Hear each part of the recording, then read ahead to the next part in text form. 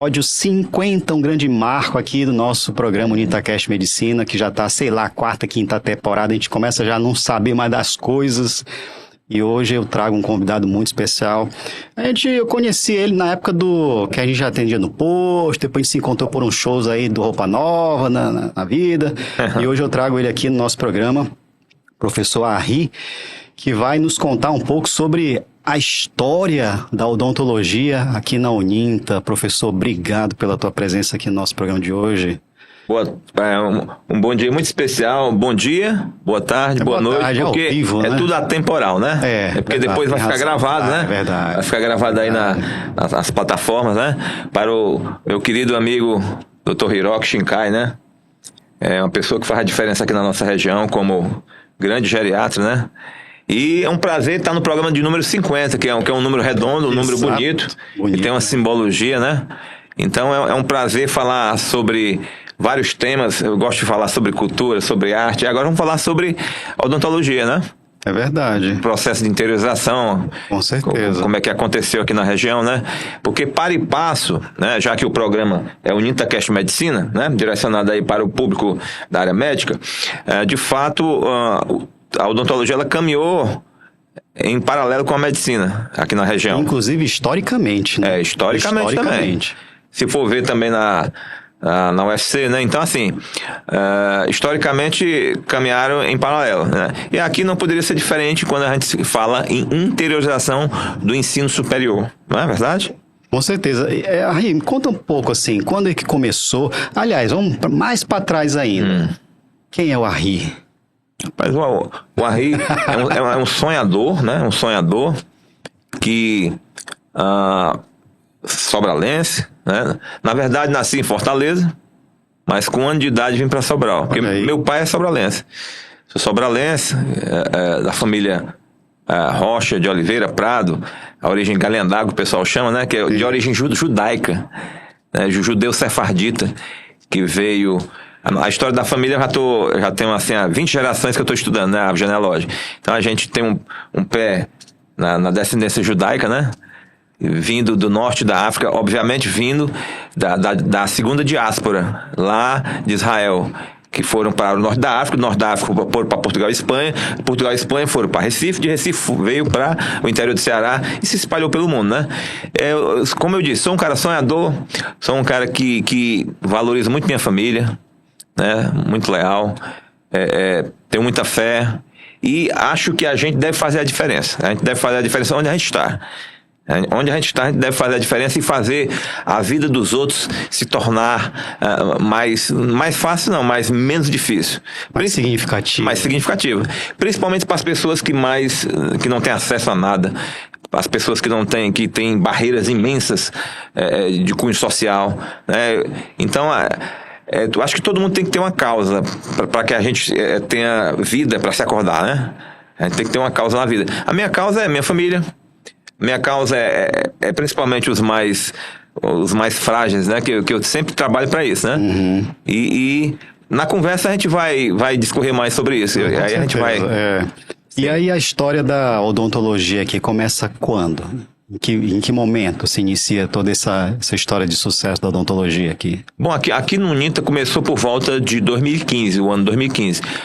Quando o nosso, à época, reitor, né? Uhum. Chanceler e hoje prefeito, o Dr. Oscar, me fez um convite no dia 20 de fevereiro de 2015, né? Você lembra a data, é? Eu lembro. Eu tenho tudo Inclusive, estou escrevendo um livro sobre a história. Legal. A história do ensino superior odontológico no interior do estado de Ceará.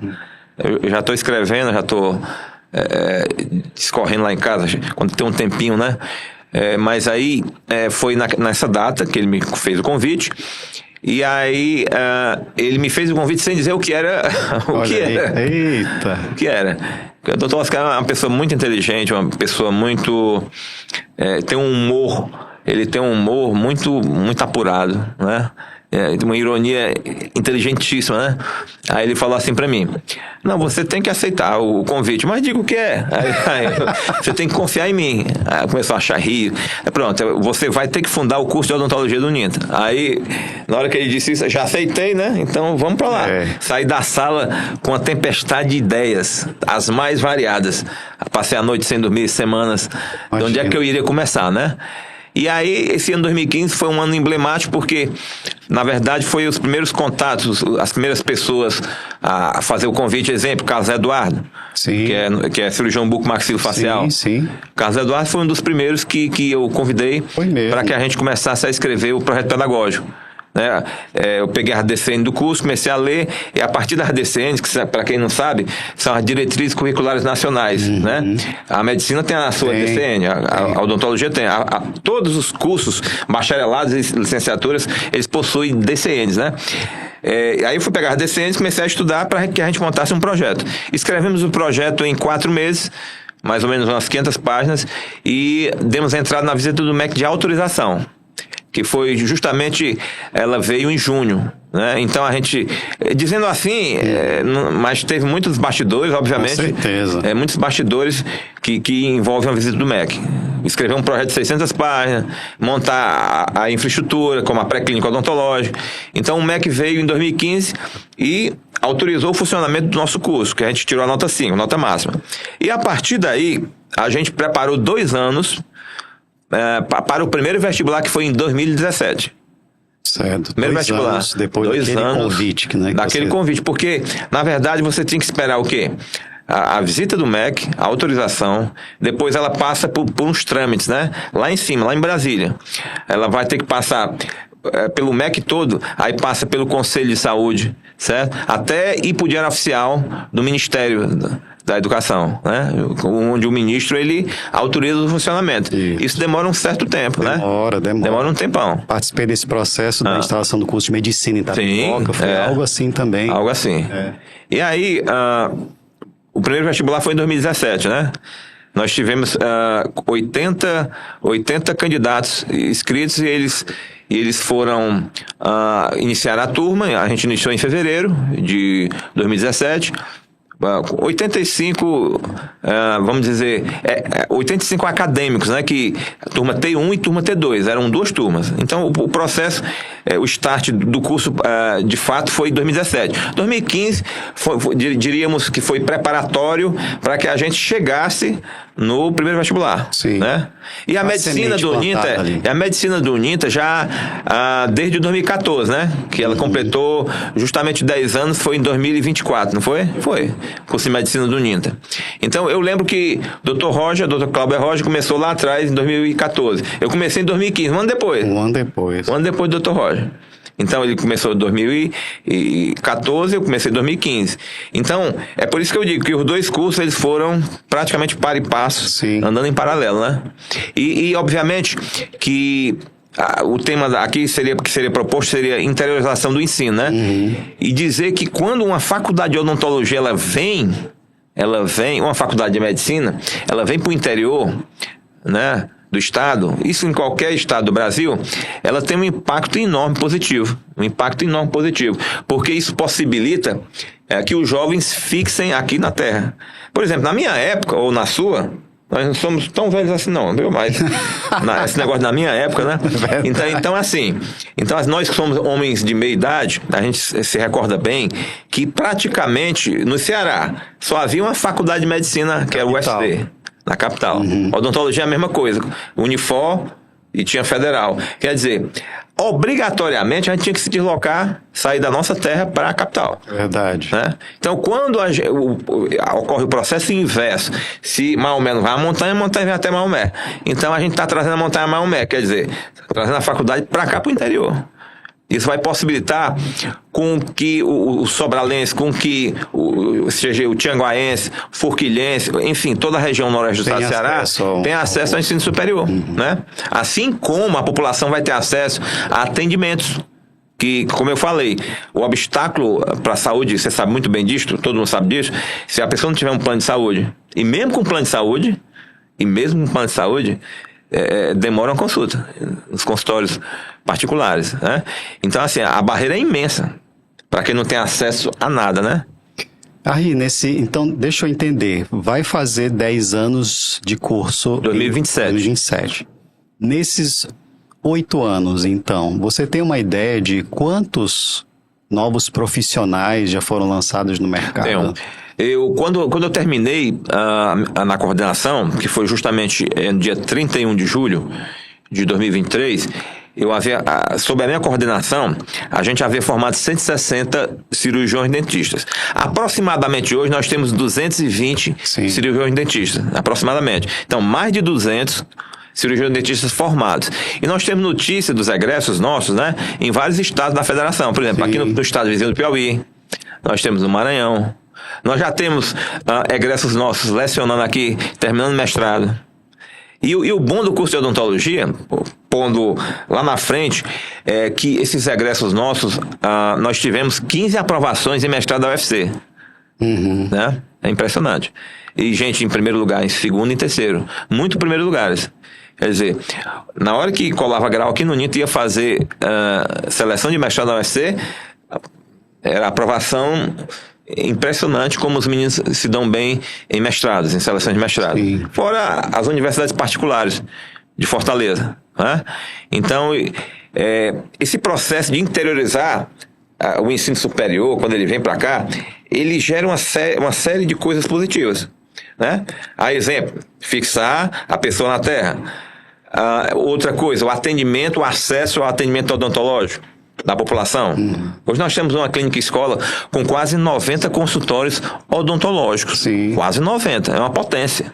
Ela é muito grande, a clínica aqui. Então é uma das maiores clínicas do Norte e Nordeste.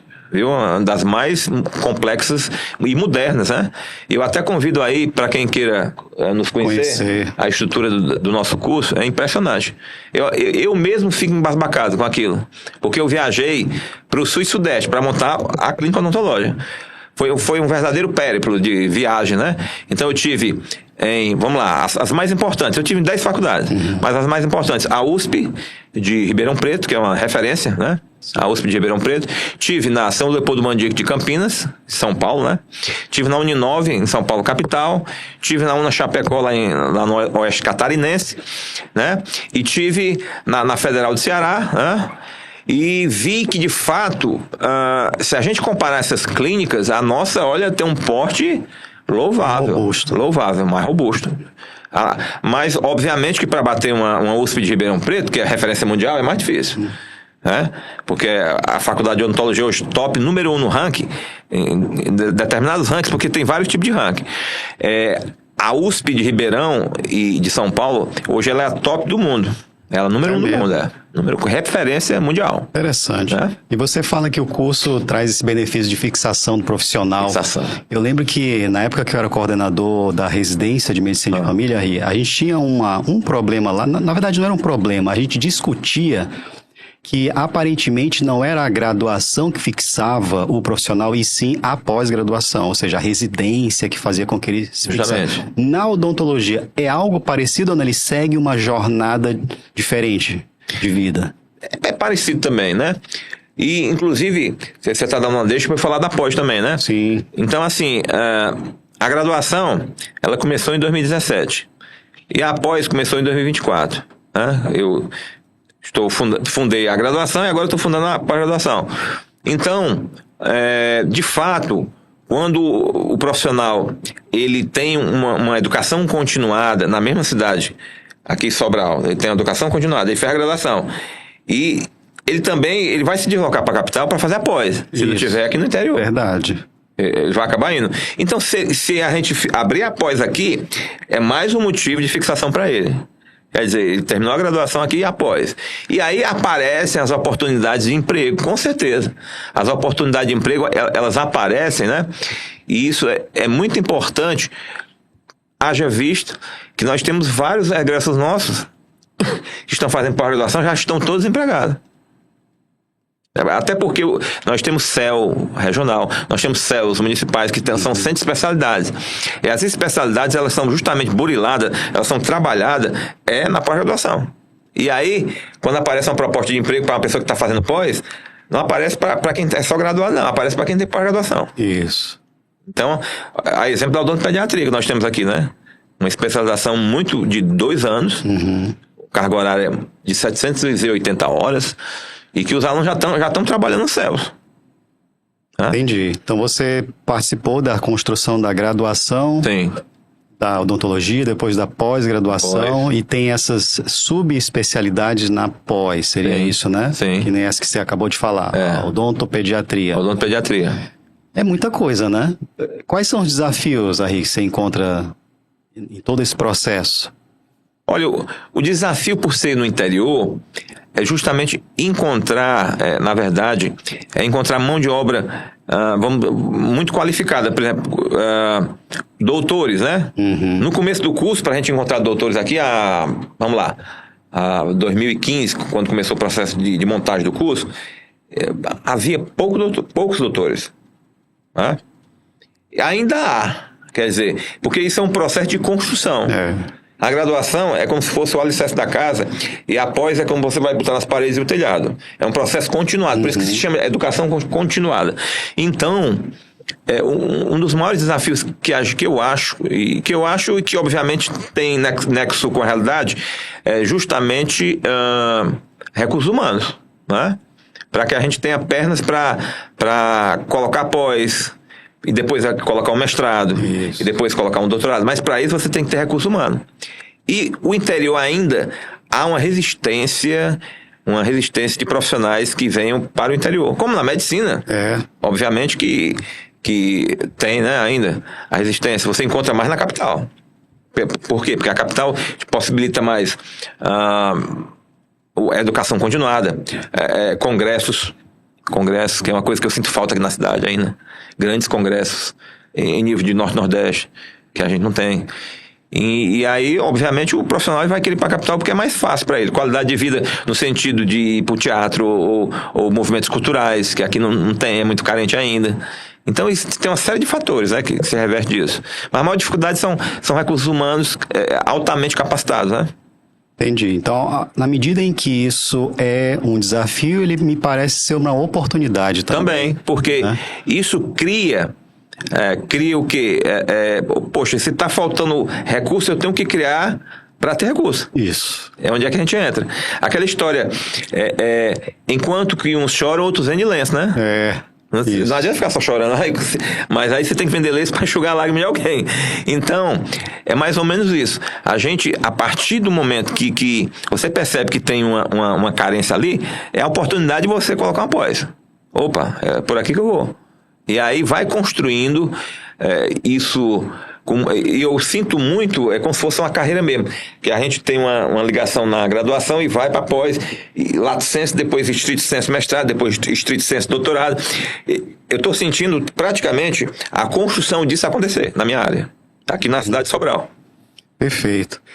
Muitas pessoas estão nos assistindo nesse momento, Ari, e o que a princípio era para ser um programa dedicado ao público médico, ao estudante de medicina, a gente está conseguindo ampliar para outras áreas da saúde. Inclusive, nossa ideia é mudar o nome do programa, para o NitaCast Saúde e Medicina, né? Para falar de outras áreas. Mas, enfim, eu falei nisso porque essas pessoas que nos assistem podem, muitas vezes, ter uma crença de que não, acho que não tem um mercado caso eu decida ser cirurgião dentista. O que é que você diria para uma pessoa dessa que está pensando em não fazer por achar que talvez não tenha mais campo de... Olha, sempre tem espaço. É só vocês perceberem no que eu falei aqui no meio da entrevista, no início, né? Que nós temos vários egressos nossos que estão já empregados. Isso. Tem gente que já está dispensando emprego aqui dentro. O Avelar, que está terminando mestrado na área de odontopediatria, já é professor do NITA. A Luana Caula, que foi aluna da primeira turma, né? São 2 exemplos que eu estou dando, mas tem mais exemplos.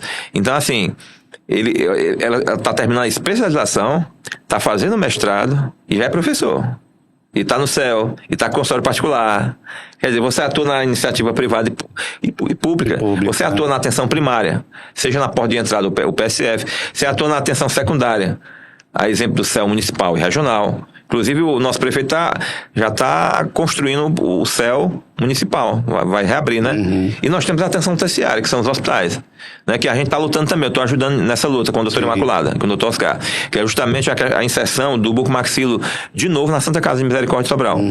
Quer dizer, nós temos o Regional Norte, que chegou a abrir o serviço, mas não deu sequência, e a Santa Casa, que tinha um serviço, mas fechou. Mas que é um impacto grandioso hoje na saúde da população de toda a região dos 55 municípios, que chega mais ou menos do que 1.800.000 pessoas, quase 2 milhões de pessoas polarizando. Ou seja, não tem um bucomaxilo, entendeu? Que tem a ver justamente com a área médica dentro do hospital, porque tem o anestesista, né? Às vezes tem um politraumatismo, está agindo o neurocirurgião, o cirurgião plástico, o bucomaxilo, o ortopedista, quando é uma fratura de braço e perna, entendeu? Então, assim, a odontologia hoje ela tem essa vastidão de possibilidades. Sim. Né? Essa vastidão. E, assim, você acha que nessa balança, né, de equilíbrio entre profissionais que estão na capital e interior, a universidade, eu sei que está ajudando, mas como é que você enxerga isso? Tá realmente equilibrando ou não? Ainda é desigual a presença do profissional comparando capital e interior? Você acha que tem que ter mais ainda no interior? Vamos lá. Quando a gente parte para o número de dentistas, hoje no Ceará nós temos 13 mil. Certo. O último censo, estado, né? Tá. É 12.980 e alguma coisa, praticamente 13 mil, né? Aqui na região, em média, 500, né? Então, assim, veja bem, como eu falei, a odontologia ela atua na esfera pública e privada. Ela atua na atenção primária, secundária e terciária. Então, é um mundo enorme a se vislumbrar. Se a pessoa ela consegue fazer a graduação, consegue fazer a pós, ela vai encontrar muitas portas abertas. Vai encontrar. Eu diria que no sentido de que da saturação profissional, você diz assim, né? Sim, eu digo do próprio equilíbrio, porque a universidade trouxe a possibilidade da pessoa fazer odontologia aqui, em Sobral, né? É suficiente a quantidade que nós estamos formando? Eu acho que hoje, atualmente, a gente chegou num equilíbrio. Certo. Hoje, no equilíbrio. Entendi. Porque nós temos várias faculdades, né? E o grande desafio agora não é nem a questão da quantificação, mas da qualificação. Não é nem do número, mas da qualidade. Então a preocupação da gente é agora trabalhar com a visão estrito sensu, não com a visão lato sensu aberta demais, mas a visão estrito. Ou seja, de melhorar o ensino aqui na região, né? De melhorar o ensino na região. Outro desafio que eu estava colocando como planejamento é da gente trazer os grandes congressos para cá. A gente tem um centro de convenção interessante. A gente tem equipamento. O que falta é rede de hotelaria, que Sobral ainda não tem. Verdade. Para vislumbrar o quê? A vinda de grandes conferencistas. Um aeroporto que ainda não está... O aeroporto de Sobral ainda não está funcionando a contento. Não é? Então, eu acho que se melhorasse o aeroporto, a rede de hotelaria, porque o centro de convenções a gente tem. Então, eu sinto falta que faltam grandes eventos aqui na nossa cidade, entendeu? E eu acho que se a universidade se unir ao poder público, né, isso vai possibilitar que a gente tenha na medicina, na odontologia, em qualquer área. Verdade. Entendeu? Isso eu sinto falta, de fato. Isso é uma lacuna que a gente, como grande cidade, grande porte aqui na região, não conseguiu preencher. Ainda, né? E aí tem o hotel que está sendo construído agora, aqui inclusive pertinho do Nita, que é o Ibis. Ibis, sim, estou sabendo, né? sim. Que é um hotel interessante, que é hotel para negócios, para quem é empresário. Então, assim, está começando, olha, tá vendo? Quer dizer, essa lacuna, o Ibis, inteligentemente, já enxergou lá na frente. Que tem que ter uma rede de hotelaria, porque para ter grandes eventos, eu já quis trazer um evento grande de nível de Norte-Nordeste. Mas quando a pessoa me disse, mas tem grandes hotéis? Mas tem o aeroporto? Aí eu fui sendo vencido, né? Porque não tem de fato. Né? Na graduação médica, e a gente tá passando por um debate muito grande relacionado à inteligência artificial, né? A incorporação da IA para facilitar os processos pedagógicos. A telemedicina também demais. Suporte depois da pandemia, né? Nossa senhora, ali, rapaz, funciona demais, tanto como parte do ensino quanto assistência. Assistência também. A gente está levando assistência ao Brasil, você sabia disso? Olha aí. Na telemedicina da geriatria, eu atendo pessoas de outros estados, cara. Que coisa sensacional, né? Que fisicamente não seria tão fácil.